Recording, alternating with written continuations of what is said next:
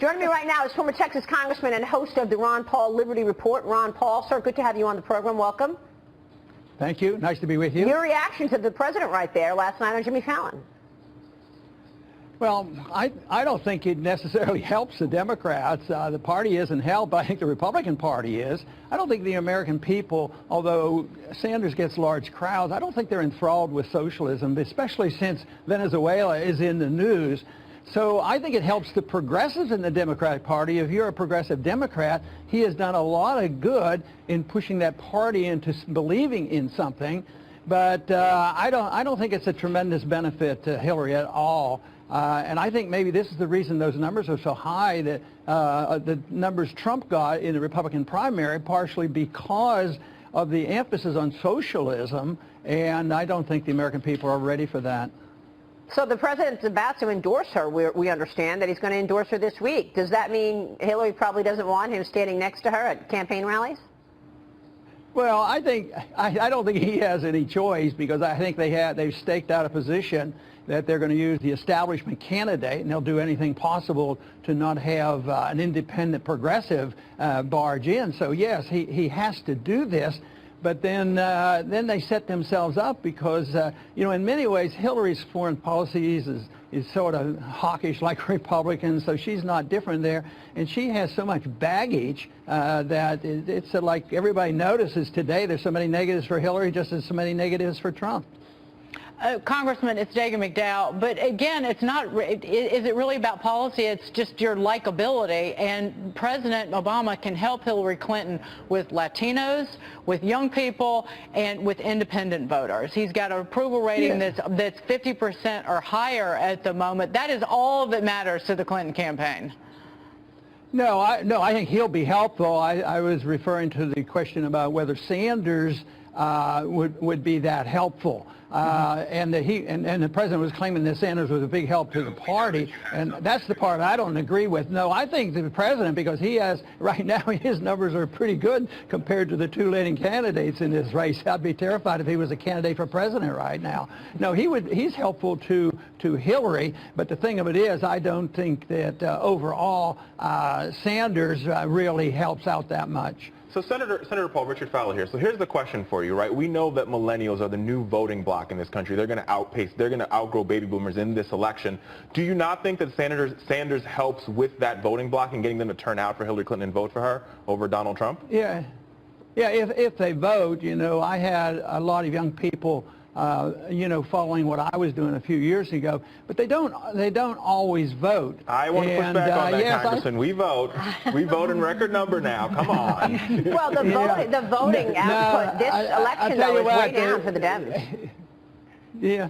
So, no, I think, yes, he will pick up some of those votes, but I don't think that's going to counterbalance this whole idea that this country should follow Venezuela. I mean, the people maybe will wake up during the campaign. I know they've been receiving a lot of propaganda in their universities, and they've come around to accept the Keynesian interventionism and inflationism and central bank intervention, but they haven't been able to accept the...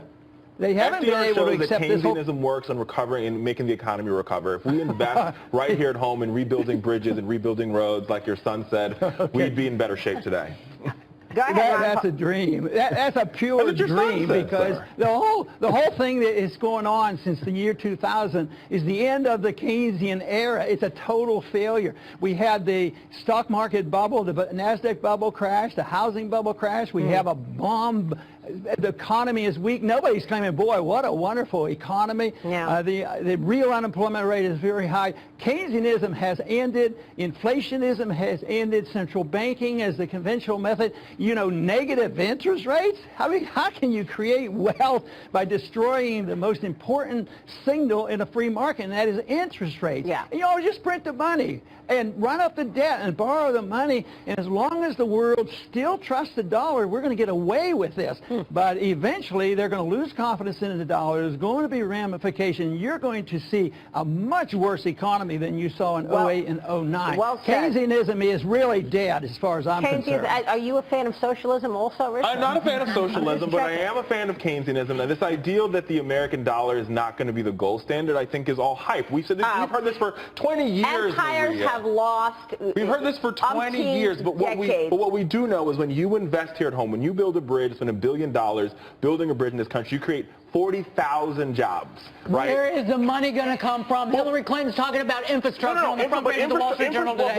Wait a minute, Dagan. The money multiplier tells us that when you invest here at home, right here at home, that money goes right back into the economy. Yeah, and because you are empowering the working class to have more discretionary income, which will go directly back to retailers, directly back to small businesses. And that $1 trillion stimulus package with all those shovel-ready jobs did jack all. Well, no, the problem with the stimulus package was that let me tell you what the flaw is. Go ahead, Ron Paul. Go ahead. The flaw in this is that if you put $1 billion in the government to spend, that you've taken it from someplace. You're assuming, well, it wouldn't have been spent otherwise. Well, it very well could have. Then you're introducing the notion of forced and special interests and government bureaucracies, and it's always twice as much. So there's always a cost. You always say, when the government spends, wait a minute. Spending is the wrong word.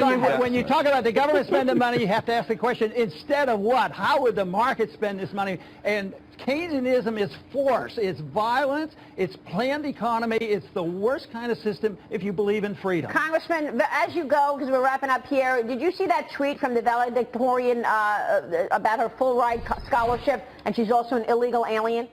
She put this tweet out celebrating that she's got a 4.5 GPA, she's got a full ride scholarship. Oh yeah, and by the way, I'm an illegal. Yeah, we live in the age of arrogance and stupidity.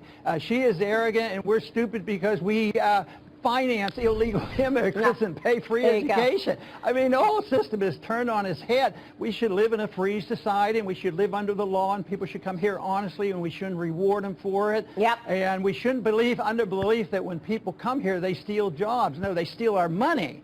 And they get what they want, but they don't steal jobs like everybody's worried about. But no, I think it's a good example. I'm glad that message is being spread around. The age of arrogance, that's where we live today. Congressman, good to see you, sir. Thanks so much. Ron Paul joining us this morning.